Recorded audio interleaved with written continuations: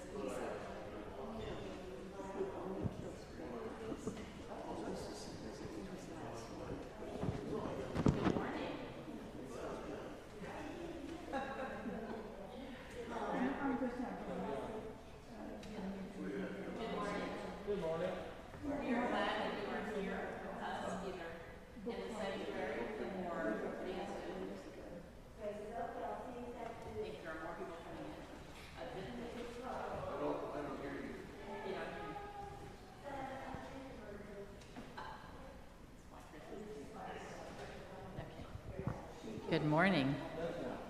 There we go. Now good morning, all of you on Zoom and in the room. Welcome. Hi, Margaret. We're glad to have you with us today. We are going to be hearing from Dr. Michael Corzine, whom we all know, and I'm assuming most people tuned in on Zoom know. But I will remind you that Michael did have an entire career training young organists at Florida State University and working with organists and composers across the country. And we've been very fortunate to have him here in this sanctuary with us, where he many times has, through playing or through the leading of song, stitched together our souls again. And that has been quite the gift for all of us. So we're going to learn from Michael today yet again, and we're grateful for that. We'll learn about this beautiful Taylor and Booty organ and many other things, I am sure. So welcome, settle in, and in just a moment we will start with prayer, and then I'll turn it over to Michael. Dear Lord, we thank you for this day. We thank you for this church and this congregation. We thank you for the gift of music and for those who love it and learn how to play it and share it with us. We thank you for Michael, and we thank you for this time to learn from him once again. In Christ's name we pray, amen.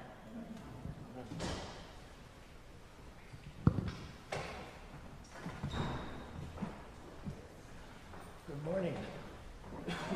Excuse Um, when Christy asked if I would consider teaching one more adult Sunday school class and sort of reflect on these many years in this place, I thought, well, everybody's heard most of what I've had to say. But on the other hand, it would give me an opportunity to talk about some of my favorite things. And as I think most of you are more than aware, this instrument behind me is one of my favorite things. And so when I told Betsy that I was doing this morning, and she said, "What are you going to talk about?" I said, "Well, I'm going to talk some about the Taylor and Booty organ." And she looked at me and her eyes glazed.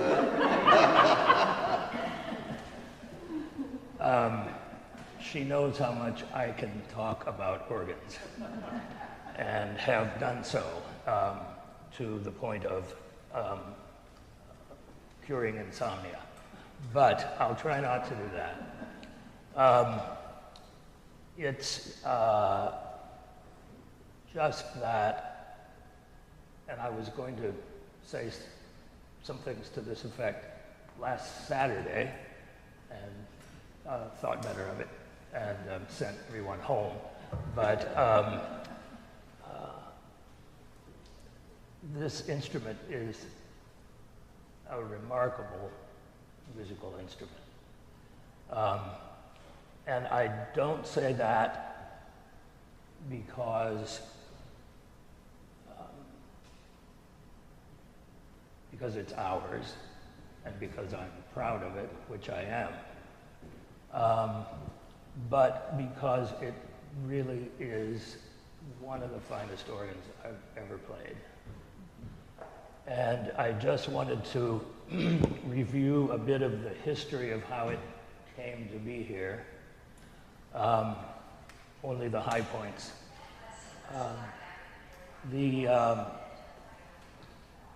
This sanctuary was renovated in 1985, and part of the plans for that renovation were to do something about the organ, which was up front, up there where that little balcony is, where all the pipes were hidden behind a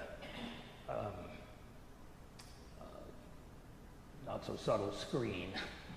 Couldn't see any pipes. But there wasn't enough money in the budget to renovate the building, plus do a second half of a fundraising for more social outreach, and buy a new organ. So the renovation plans were going well, but our architect, Albert Truel, who was a member of the church, didn't know what to do about the organ. He did a lot of research and found that, to a large extent, in Reformed churches, the music-making part of the service came from the back. And so he decided that we should do the same. And the choir was up front, the organ was behind them and up. So he drew plans to have the choir back here somehow. We knew that that meant that the organ, which was in the front, would not be usable. It was, number one, it was secondhand. Number two, for that reason, it was getting old and becoming less reliable. Number three, it wasn't a great musical instrument when it was new. So all of those strikes, plus there would be no place back here to put it.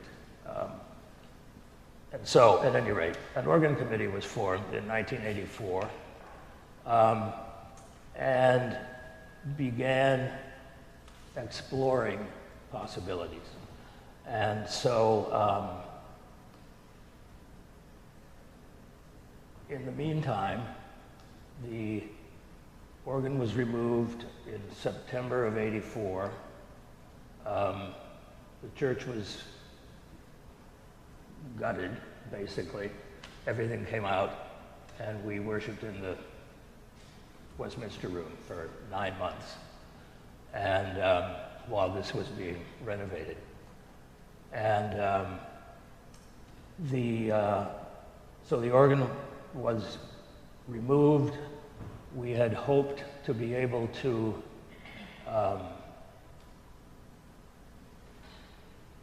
encourage someone to buy it, if not to buy it, to at least take it from us and remove it, so that we didn't have to pay to remove it. So at any rate,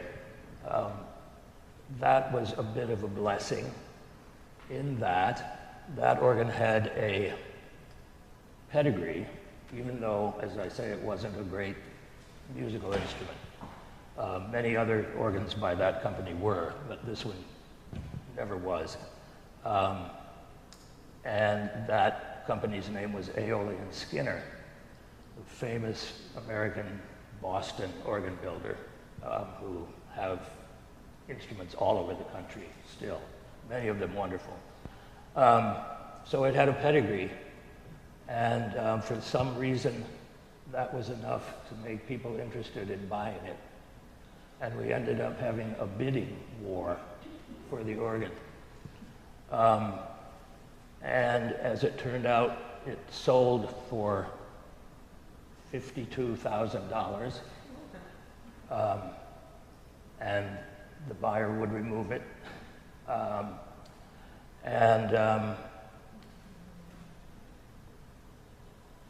It meant then that we could consider purchasing a new organ, if not immediately down the road. So the organ committee looked at several builders, largely on my recommendation. I was the consultant for the project.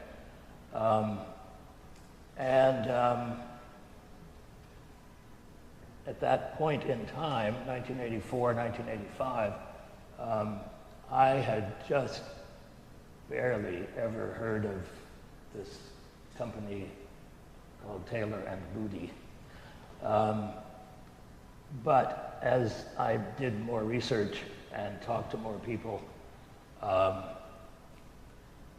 it looked as though they were very much up and coming and doing incredible work. So, I said to make a long story short. I've just gotten to the first sentence on my sheet. At any rate, we knew that we wouldn't have an organ for a while. And so the choir was back here with no instrument. And so happily, there was an antique organ at FSU, which belonged to FSU, otherwise known as the Jingle Bells organ, which had no permanent home, didn't have a good place to live at the College of Music.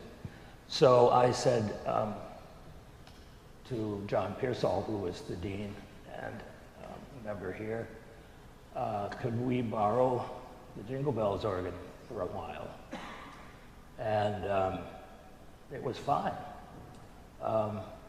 So in 1985, the sanctuary reopened in July after this major renovation.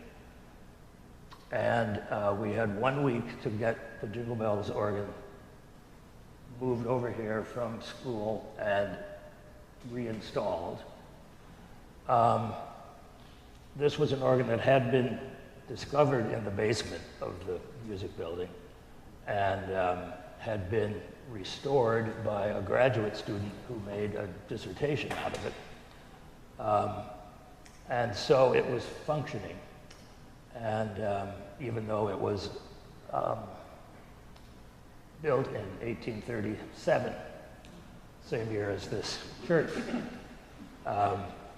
So we needed to have someone come and tune it up and get it in the best possible shape.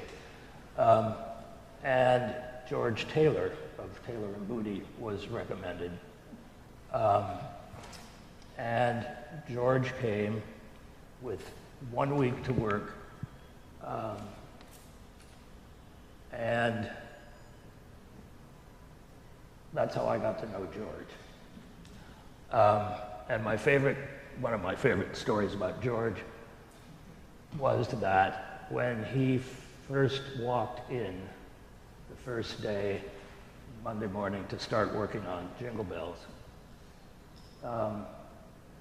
he walked in, and we had met before, but we were standing talking, and George was looking around at what had happened to the church, and next thing I know, George is getting into his tool case to get a little chisel. And next thing I knew, George was down on his knees, scraping off a tiny little bit of white paint that had fallen on the floor during the renovation. And I said to myself, pardon the expression, but if this guy is this anal, he'll be a great organ builder. So, at any rate, George worked on the organ, got it going beautifully, and I was able to observe him, hovering over his left shoulder the whole time. So, we eventually, the committee went on a flying trip to hear 3 different organs by 3 different builders. The first in Charlottesville, Virginia, which is not far from Stanton, where Taylor and Booty are. And that was at Westminster Presbyterian in Charlottesville.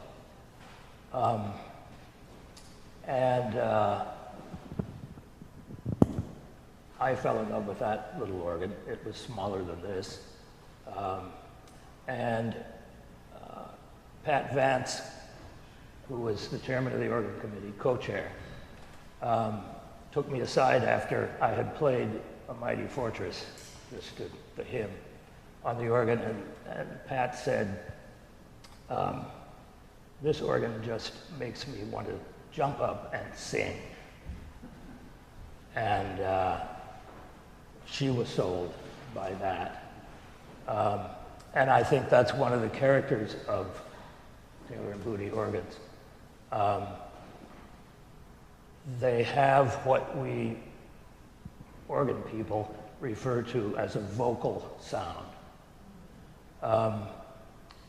And an organ is, after all, a wind instrument. And so if you can make it sound and support singing, then to me that's the most beautiful kind of sound the organ can make. So we heard 2 other organs. I, in the meantime, went and played as many Taylor and Booties as I could get close to, as well as some others by the 2 other builders we were looking at.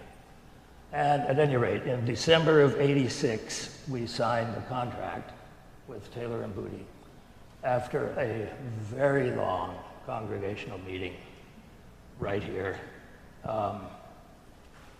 And there was not unanimity about the whole idea of buying an organ. Number one, it's expensive. And there had not been unanimity about even restoring the building. There were those who wanted to just keep patching it and give more money to outreach and that sort of thing. So there was that tension in the congregation. But one of the things I have always loved about this group of people is that once the majority won and we signed the contract, people got on board with it. To the extent that years later, after the organ came, people would come up to me and say, you know, I voted against this thing, and yet I'm so glad we did it. And as I say, it's indicative of the spirit of this group that I've been here so long. So the organ came, the down payment on the organ was the benefit of selling our old organ. It was just the right amount. But there wasn't enough to do the organ that Taylor and Booty and I had designed on paper. We had designed a bigger organ, but there wasn't enough money to make the down payment. And so we paid for what we could afford. And in organ terminology, the size of an organ is determined by the number of stops, which is the number of these things. And these things control different sets of pipes.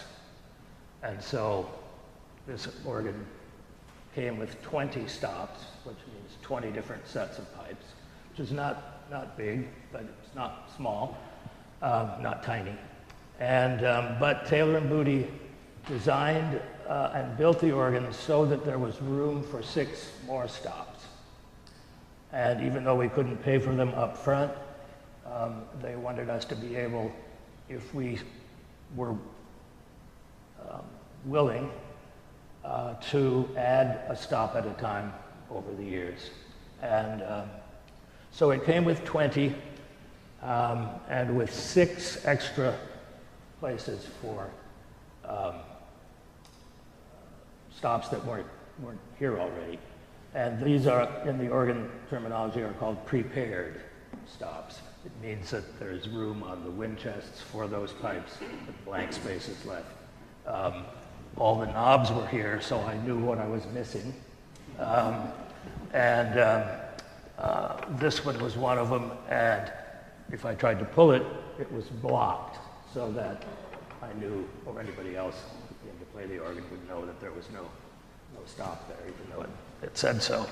I've heard of organ builders who have done organs with prepared stops and have allowed the knob to come out, but it would be spring-loaded, so that if you let go of it, it would go back in.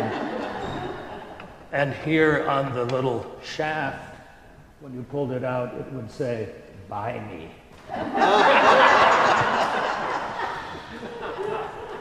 So, at any rate, so in September of 1992, almost 30 years ago, the organ arrived with its 20 stops, and it came in millions of pieces, but one of the pieces was from here down, and the full width. And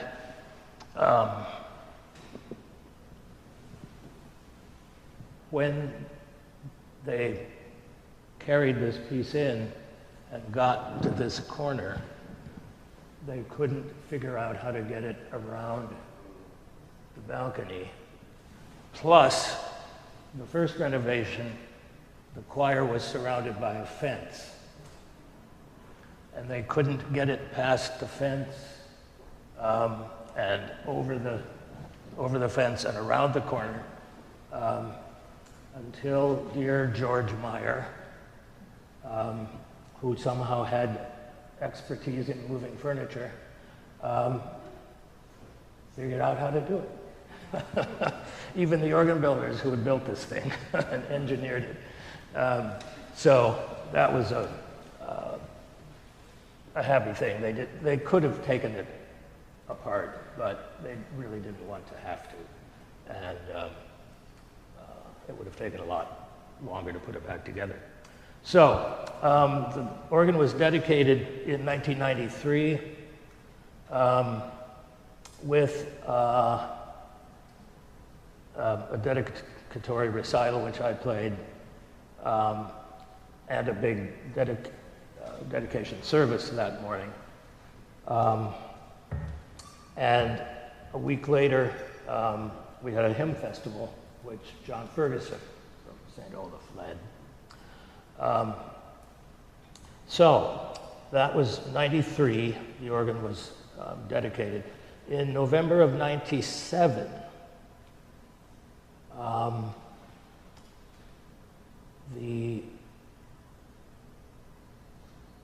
there was some money that had been added to the organ fund. People kept giving even after the organ was here and installed. And it looked as though we might think about adding a stop. Well, the stop that I wanted to get first was in this lower section, and it sat right next to the second stop that that could be added later. And Taylor and Booty said, if we could do both of them at the same time, it would be a lot cheaper. So we had a little mini fundraising campaign with Friends of Music and the organ. And we were able to do that. So we got 2 stops installed at one shot, and that was in November of 97. In April of 2004,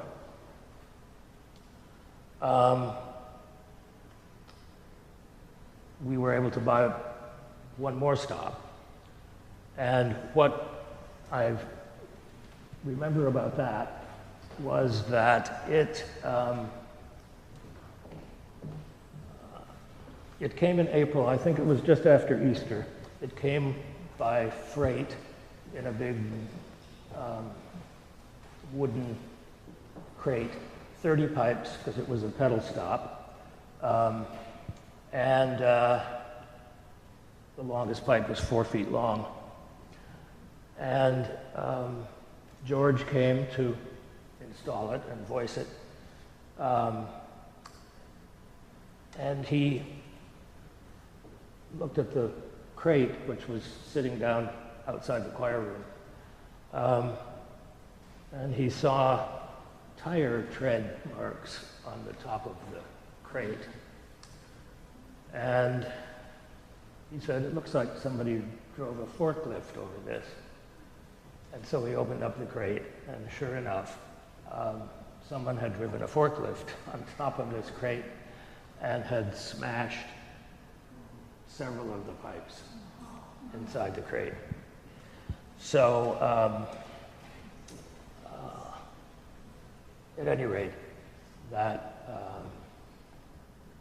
meant that the pipe maker from the shop had to drive down with some heavy tools that he couldn't fly with and rebuild those pipes right here. So either that or ship them all back, but then they could have gotten more damage. So at any rate, that they worked. He got them going just fine, and nobody would ever know. But that was interesting.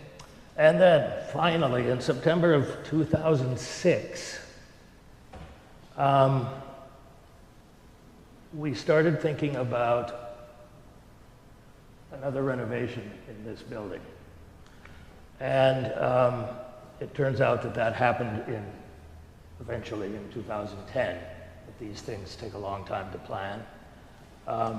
And so at the same time, we thought, what if, as part of this latest renovation, we finish the organ? We had 3 out of the 6 already, and so that became a priority, one of the priorities for that renovation. And we started thinking about it in '06, and it finally happened in 2010. That renovation also took 9 months. Something about gestation of these things, I guess. But also at that time, I had tried to retire from FSU in 2008, and a bunch of very kind people from this church and from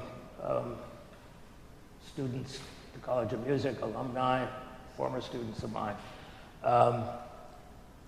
decided to give me a present for my 2008 retirement. And it was the cymbal stern, the gold star at the top of the case. And so that got worked into building the last 3 stops as well, so that all that sort of happened at the same time. So when the sanctuary reopened, for the most part, the organ was finished and the cymbal stern was new and exciting. Organists call things like the cymbal stern toys.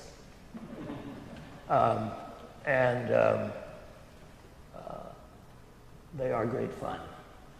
So okay, I will wrap this up and move on.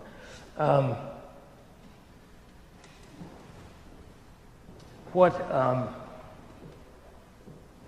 has been remarkable about this organ to me, in addition just to the beauty of its sound and the beauty of its appearance, has been how remarkably trouble-free it has been. It'll be 30 years old in September. The way Taylor and Booty build organs is virtually the same way that organs were built in the 1700s, 1600s. Organs then were tuned differently, physically. And those tuning systems over the years, especially in the 20th century, were improved. But it turns out that the way the old guys tuned organs is the most stable. Because the pipes have no moving parts, unlike a trombone with a slide or, clarinet, the mouthpiece goes in and out. Something moves to make something longer or shorter, which is the essence of tuning. You make the wavelength longer and the pitch is lower, you make it shorter and it's higher. So tuning-wise, I was telling you the other night, Trinity Methodist next door has a very fine organ, but they tune it every 6 months. And in the 30 years this organ has been here, it has probably been tuned about 5 times in 30 years. And number 6 is coming on Tuesday. But it's just the nature of the quality of the workmanship and mechanically,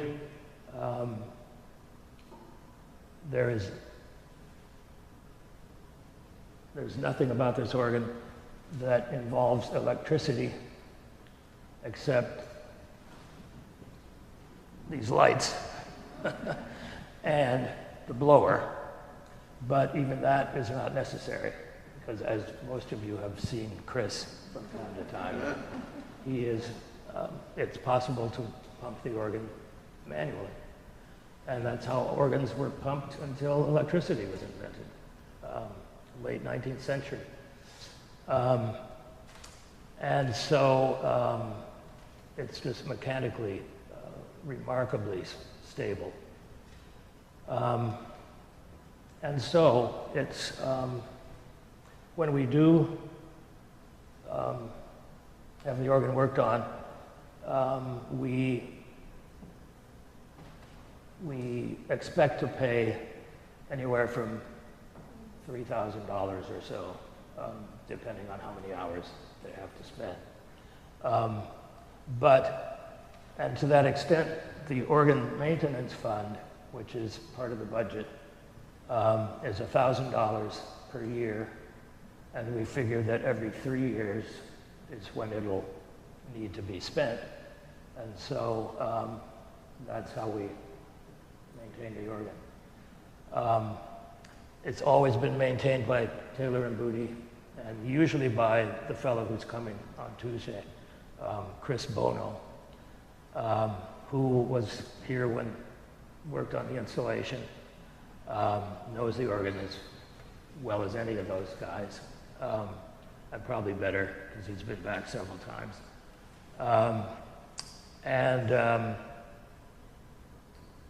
So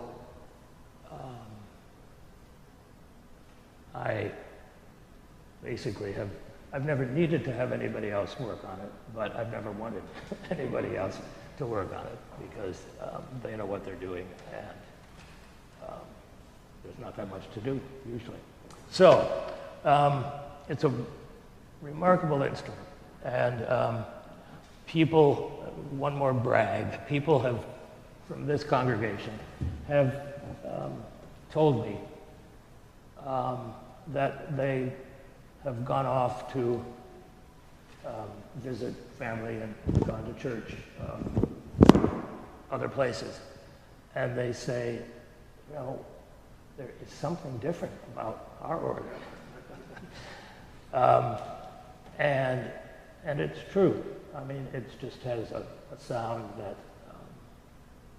wants to make you sing, and that's its first and foremost function, as far as I'm concerned. You can play all the organ music, but if it doesn't play a hymn well, why bother? So, speaking of hymns, all right. Did everybody get a handout? If not, they're on the music. And you won't need them as much as you will a hymn book. Your face is up in the choir for your hit. Yeah, we don't bite. Oh, I thought we were leaving those empty for social distancing.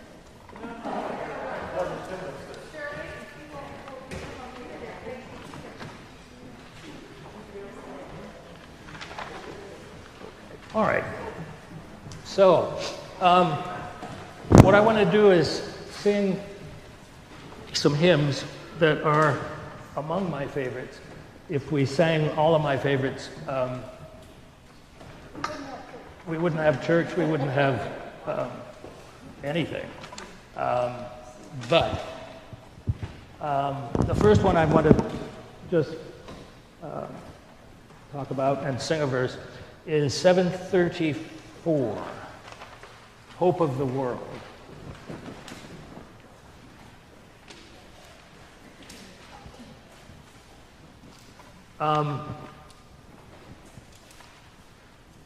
The text was written 1954 by, as you can read in the little blurb at the bottom, by a remarkable theologian who wrote it in response to a competition. The tune comes from the Genevan Psalter. There were three big Genevan Psalters, one in 1542, one in 1551, and one in 1562. Each succeeding Psalter added more psalms, so that the 1562 has all 150 psalms. The 1551 has 80 or something like that. But this comes from that 1551. When I came to First Pres in 73, we were using the red hymnal from 1955. And the only tune from the Genevan Psalter that was in the red hymnal was this one. Since then, Presbyterians have discovered their musical heritage, so that in the blue hymnal, which followed, there are many, many more Genevan psalm tunes. And in Glory to God, I think even a few more. But we sang this hymn then,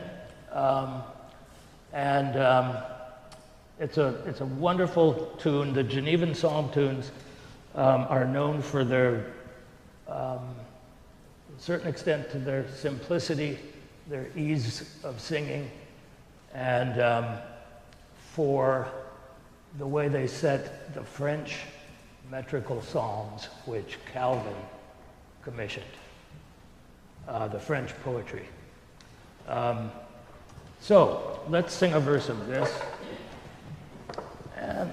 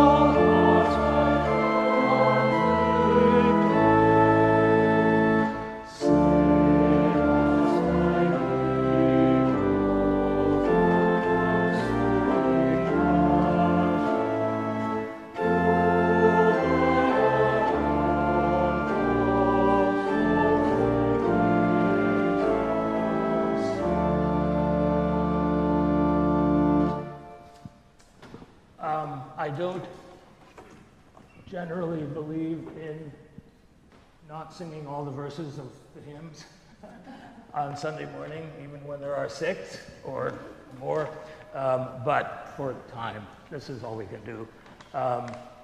But wonderful text and a fabulous tune. Yes? What sound did you use and what?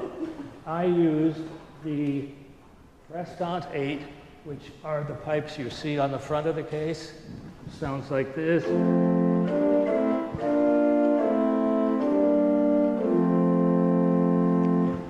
And the other one I used was the same type of sound, but an octave higher. And so blending together, it makes it brighter.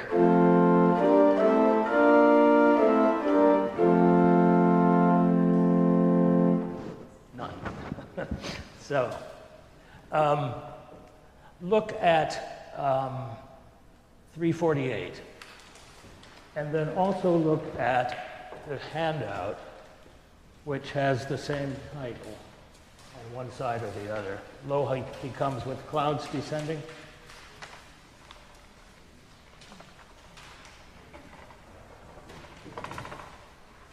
And I want to sing a verse of this, but I want to just get in my small complaint about what the Presbyterians have done to this hymn. First of all, you see in 348 we have 3 verses. On your handout you have 4. On your handout, the text is by Charles Wesley, It does not say ALT after it, which means that it has not been altered from Wesley's original. We have Wesley altered, plus a verse by another poet who I don't think is by any ways a match for Wesley.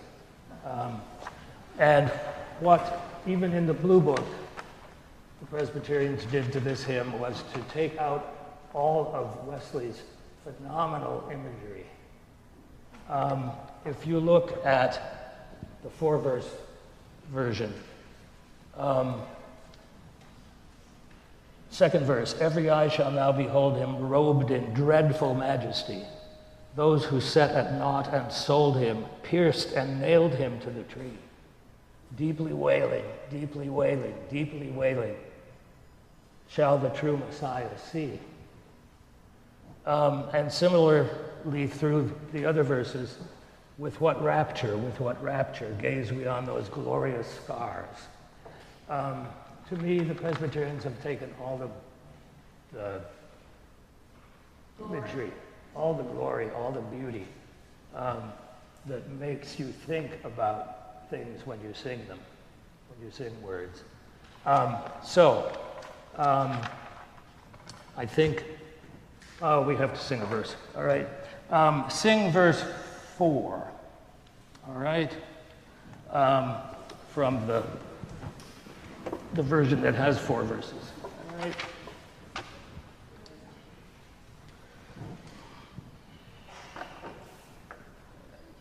A little bit bigger.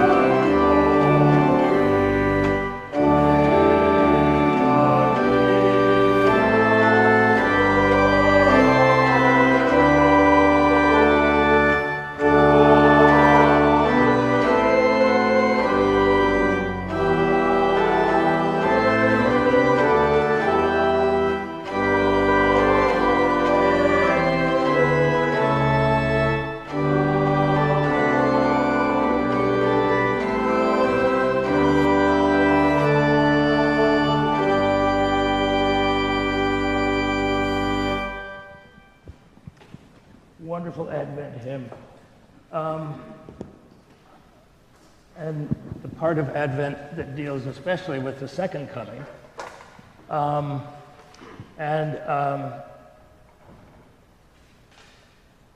When I started being the choir director in 1977, and I was first just organist, and Ray Kicklighter was the choir director, and then Ray retired, and I took over. I introduced this hymn to the choir because it wasn't in our red hymn book. And Martha Miller, bless her heart, she said, "Why are we singing about piercing and nailing him to the tree and all of this in Advent?"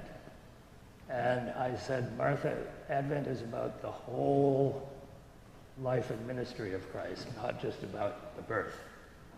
And she really appreciated that sense, and I appreciated her asking.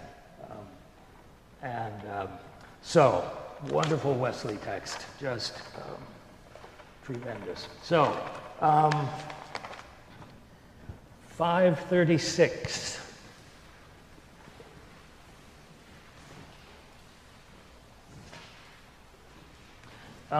We sang this not too long ago. It's a communion hymn, but it's more than that. And as Mr. Carl Daw tells us in that little explanation at the bottom of each hymn, he wrote all of those. Carl Daw teaches at Boston University's School of Theology.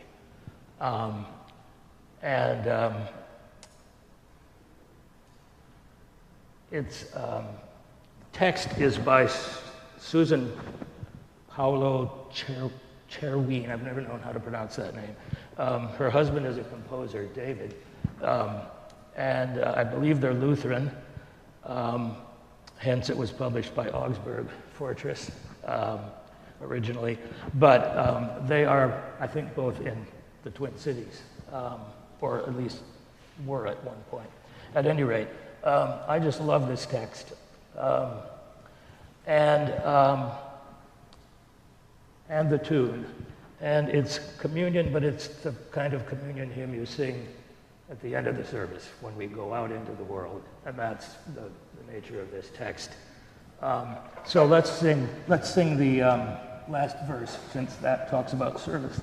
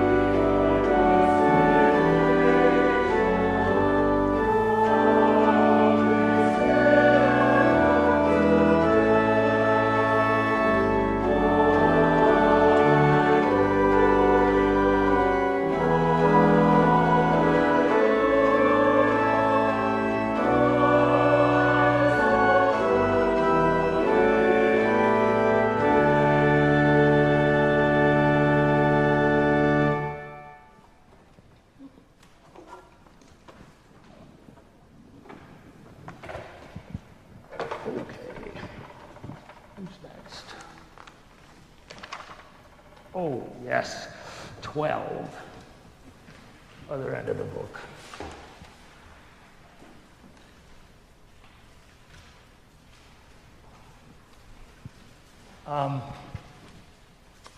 Immortal, invisible, God only wise, straight out of those words, straight out of Timothy. I've always loved this text, but I've also always loved the tune. It's a Welsh hymn tune. The Welsh write sturdy hymns, often minor keys, but this one's major. So, and I wanted to sing this one today because on my first Sunday at the organ up there in 1973, this was the opening hymn. And I didn't choose hymns back then, or for quite a while, but it just happened to be up that day.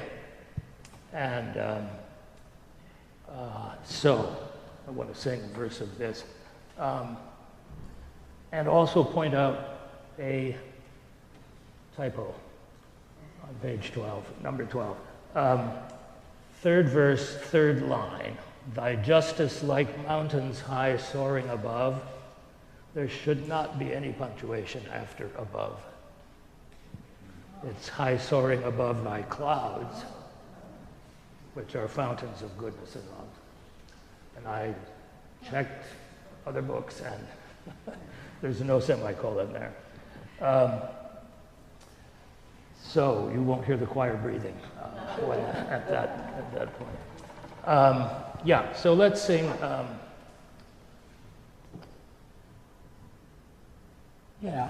Let's sing that verse 2. All right.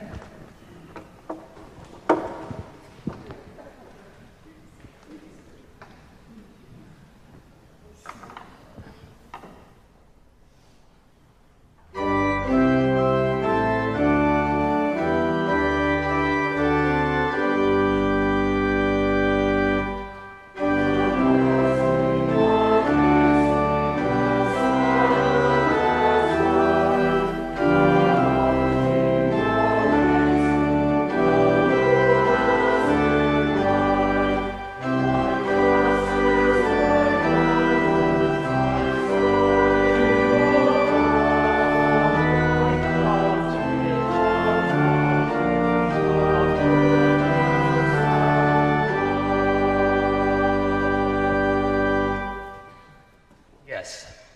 Love that hymn. And I especially love the last line of the last verse. "'Tis only the splendor of light hideth thee." Get some light in the gospel this morning, I think. Okay. We're doing all right. 8:06. 8:06. I'll praise my Maker.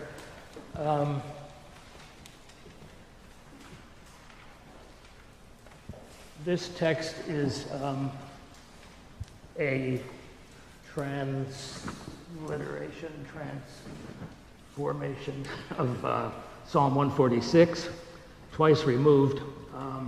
First, Isaac Watts treated it, and as hopefully you remember from my hymnology classes all through these years, Watts was one of the great English hymn writers who, to a certain extent, specialized in the Psalms and in Christianizing them, adding Christian elements to the Psalm texts. And John Wesley, half a generation or so later, took Watts's version and reworked it himself. Now, John Wesley was not the hymn writer. That was his brother Charles. But, and as far as I know, and I'm not, I don't claim complete proof of this, but this is the only John Wesley hymn text that I know. Charles wrote 6,000 of them. But John was the preacher, and Charles was the poet, the hymn writer. Just a personal word about the Wesleys. This morning's prelude, I played at Christ Church Cathedral, Oxford, back in 2015 when St. John's Choir went to sing there. I stood at the foot of the pulpit stairs where both Charles and John were ordained in the Church of England. So it's quite a building. It's unlike many English cathedrals in that it's fairly small, and what would normally be the nave is where the choir sits, and then the people sit forward of that. But it's a beautiful building. I'll praise my Maker. So this tune also is one of my favorites. It's attributed to a German from around 1525. It found its way to Geneva, where it was used for the 113th Psalm. And so the name of the tune is Old 113th. And here it is working for Psalm 146. And this is the tune that Isaac Watts had in mind for his setting of this psalm. So we'll just sing one verse. I'm running out of time. How about one?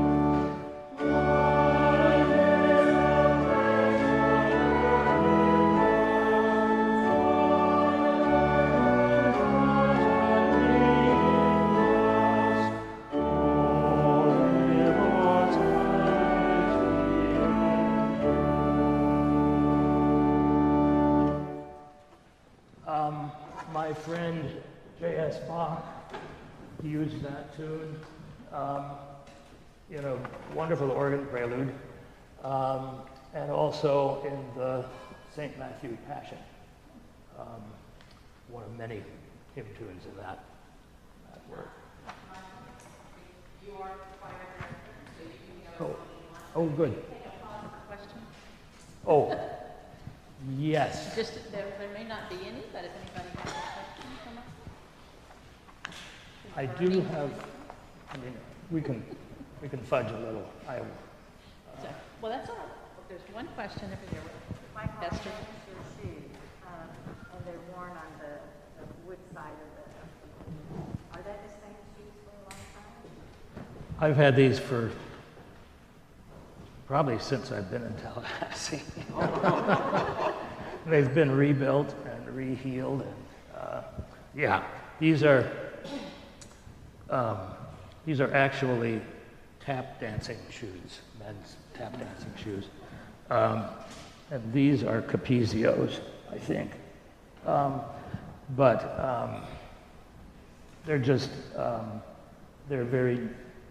There's no excess sole, so to keep things more accurate, and, as little shoe on the pedal as possible. They're probably jazz shoes. They don't have taps on them. No, not yet, but when I retire. Soft-soled jazz shoes. Okay, I have to talk about one more hymn. That's 94. 9-4. Back to Advent. Here we go. All right.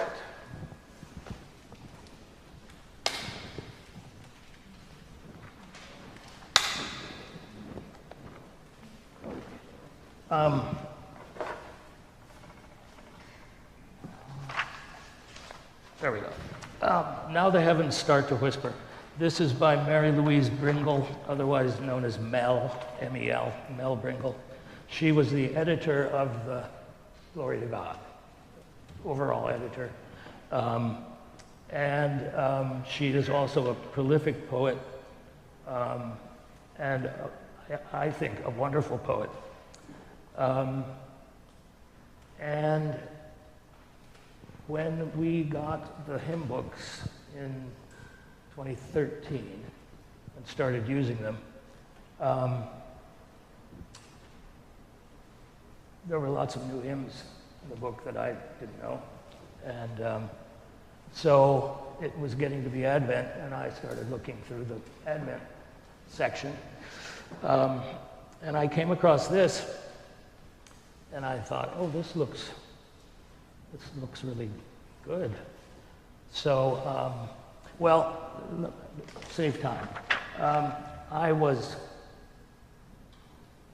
so moved by this hymn that 3 years later, I wrote Mel Bringle about it. I was moved by it, but for some reason I just kept putting off writing to her, and yet I wanted to. So I finally did. So let me read what I said to her and what she wrote back. I said, "Dear Mel, I have been writing this email to you in my head for 3 years now, ever since Glory to God came out and we began using it in October 2013. In that year when we got to Advent and I discovered hymn 94 while perusing that section of the hymnal, I was struck literally dumb the first time I played and sang your text and the tune Jefferson, the music. I couldn't finish singing because tears were flowing. It is a magnificent text and a wonderful marriage with Jefferson. We have sung it at least once every Advent since 2013, always at our Advent lessons and carol service, and often during our morning worship. Once again this year, as I was practicing my accompaniment for that carol service, I had the same reaction. Thank you for your imagination, beautiful language, and deep theological insight. Eric Routley would have loved this hymn. I apologize for not expressing these sentiments sooner. but your hymn grows in power and message every year. Thank you for the hymn and for all your contributions to hymnody. Next day I got this. Michael, what an overwhelming Advent gift you have given me with this email. I am so touched that you would take the time to share your moving personal response to Now the Heavens with me.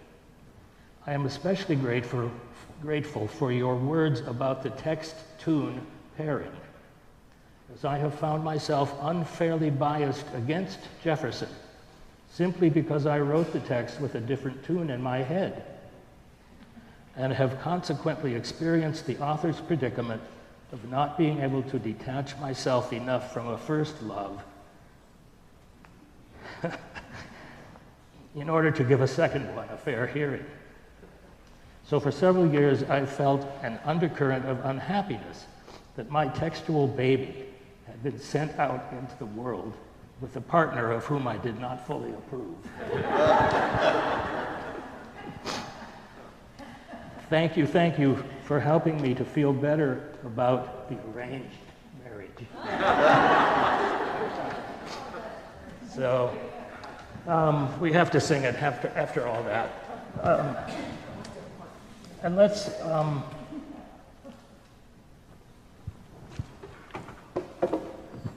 sing all three of them.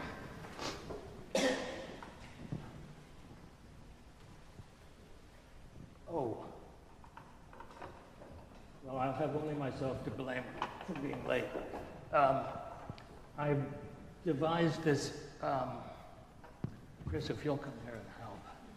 I devised this little introduction.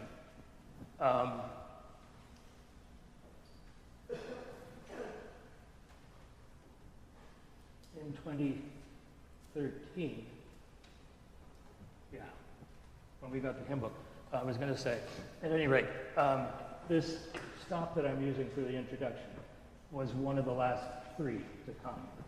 And it's this little high-pitched flute. And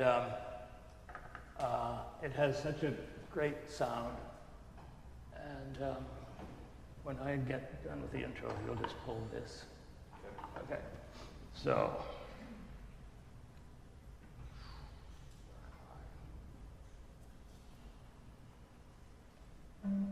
That's it.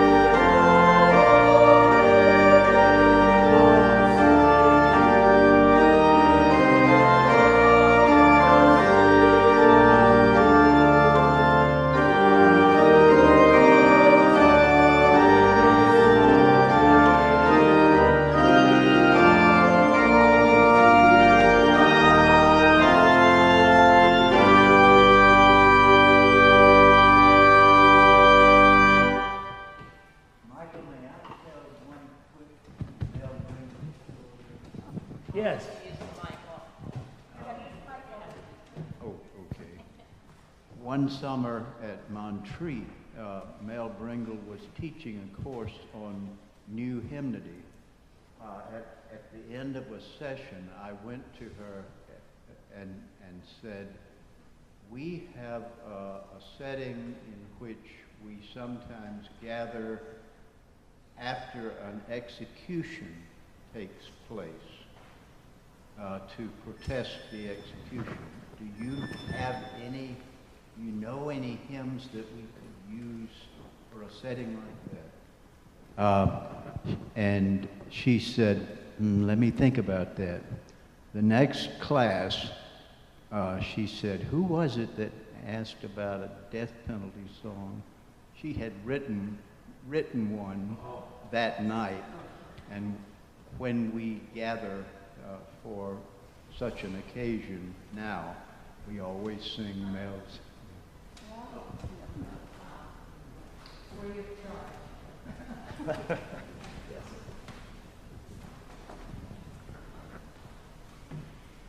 Go in peace.